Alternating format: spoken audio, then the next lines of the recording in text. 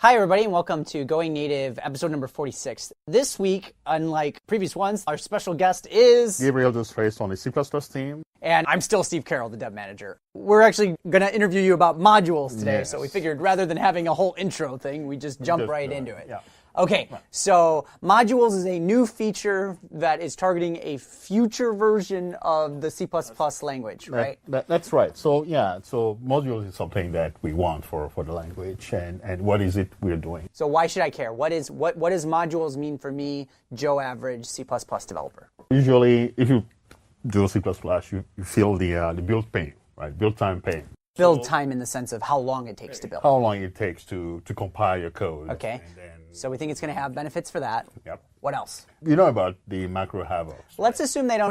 Yeah, so macros are painful. Yes. We want to get rid of that. Because of macros, we can have tools that our friends from .NET or Java enjoy. We need to fix that. Okay, so the idea here is that macros are pain because they cause really hard to diagnose build issues. The preprocessor is not really a part of the programming model. No. Okay.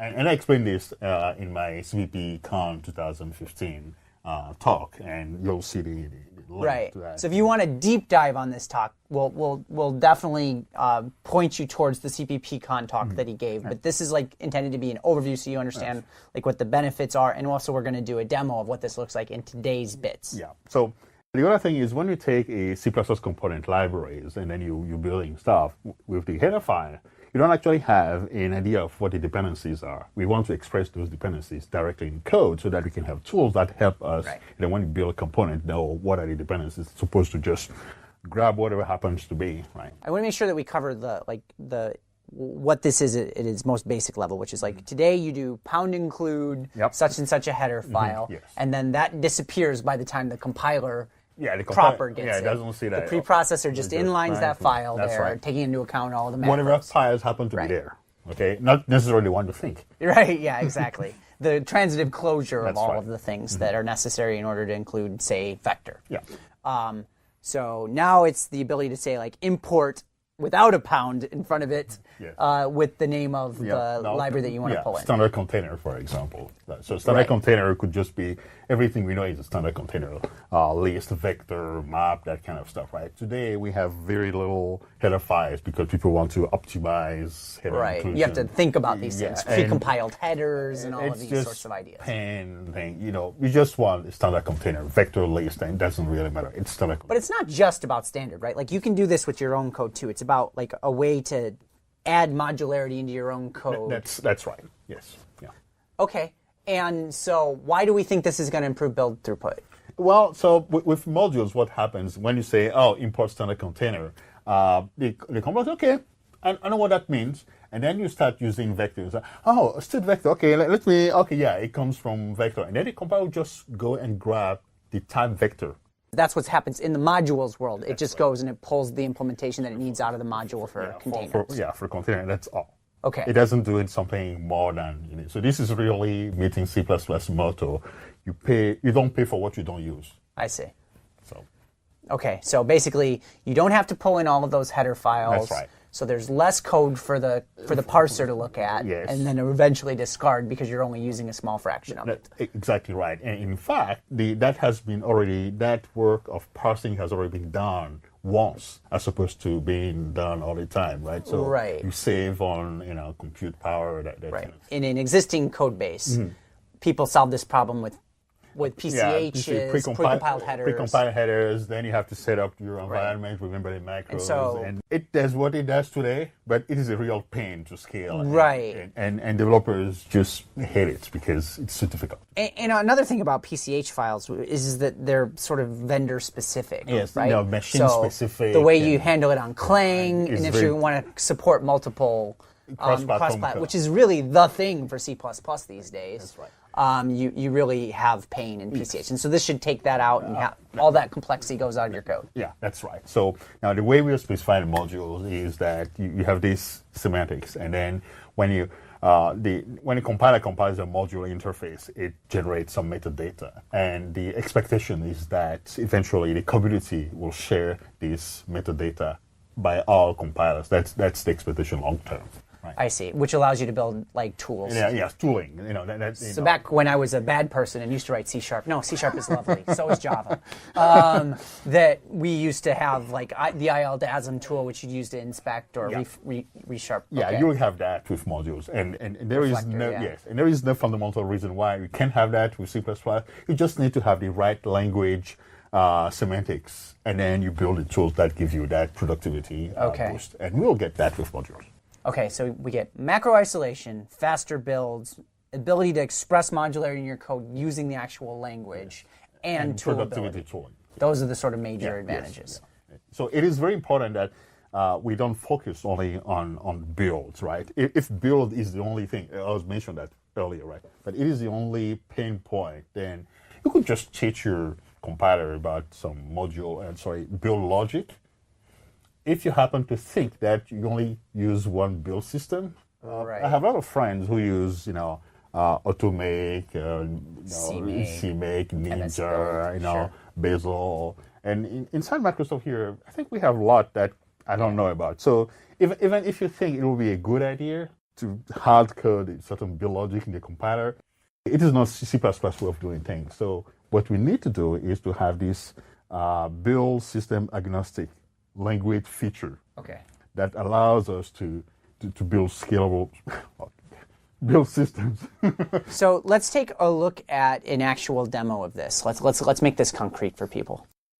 Here we have a very simple demo. I'd put the name of some philosophers, Plato, Descartes, Kant, Bacon, and for that we need some IO functionalities. Here, instead of saying hash include IO stream, hash include string, we just have a module that was already built. Stud IO that gives you IO and string. I have container and standard algorithm. So now, just like any other normal C++ code, you say using namespace std, you populate your vector of string with the name of the philosophers, and then you copy that, you send it to the standard outputs, and every name is on its own line. So the only thing that really changes from traditional C++ is now these 3 lines where you have import instead of hash includes. So this is the experience that I want most C++ users to experience. Now the question is, how do you get these standard modules? Have we already modularized the STL? The answer is no in update 1 and update 2 because we're busy getting the compiler up to speed. And it's also the case that customers will have a lot of existing code that they will still want to consume as modules, even if they were not modularized. So how did we get that? Here, to produce IO, we have this source file, io.txx, that includes only string and IO streams, and in full generality, we'll have just about everything that has to do with IO. You pay only for things you use, so it's not really a case of over-inclusion that will slow down the build. So once we have this source file, we can tell the compiler, hey, I have this source file. Can you please pretend that every declaration in that source file has been exported? So because this is kind of quick and dirty way of compile module interface out of existing source code. So the way you do that is you'll say CL. You have to specify the experimental switch. I want to have the experimental support for module. And I'm going to export the source file called iocxx, and I'm going to pretend that actually is a module, and the module name is stud.io. I'm just going to compile, and I want the usual exception handling code to just go ahead and compile this. So compile this, and we get the IFC file that was produced for the stud.io, and the OBJ, that's the usual thing you get from compiling normal source code. And we'll repeat the same thing for algorithm. Here we have the algorithm source file, the module, we're going to name it standard algorithm. Get the same thing here. Now get 2 IFC files, and have standard algorithm.ifc, and the algo.obj from the source code. And lastly, we get vector, so container. So the container, and there we have standard container. Now we get the 3 IFC files. I can see here the 3 OBJs, and of course the original source file. Now I'm going to link that against main. Remember, main is is the source file. So we'll do that is, again, so I really want the experimental switch, even if I'm not producing a module, I'm consuming module. So I use the import keyword, so I need to activate that functionality. I'm going to be a little bit lazy and say, well, all the AFC files are in this directory, so just search the current directory.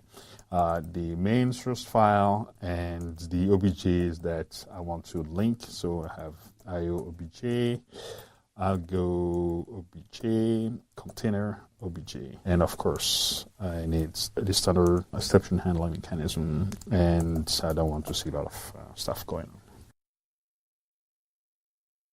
That's it. So here I got my exe and just execute it, and that gives me the names of the philosophers. So that's it for a very quick and simple demo where you can consume existing header files as modules, even if they haven't been modularized yet. That allows you to start, get your program running, then get you some time to go back and modularize the code properly. Great. So call to action is there's some stuff in Update 1. Yes. By the time this comes out, very soon, we should have subscribe to VC blog. Yes. So when we have the next sets of modules, we're going to try to crank on this even faster than the updates. That's right. So that we're getting to the point where people are constantly able to see builds of this and help give feedback as we go forward. That's right. We also have a mailing list reflector at the standard level where you can give us feedback. But on the specific implementation that's in the Microsoft compiler, you can also give us feedback either on the blog post or send an email to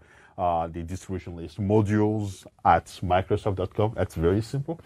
I didn't know we had that. That's cool. Oh, yeah. I was going to say. And actually, people give us feedback on the first update. I get a lot of feedback from Europe. It's quite impressive. And they really... The internet goes everywhere. Yes. Yeah. All right. Yes.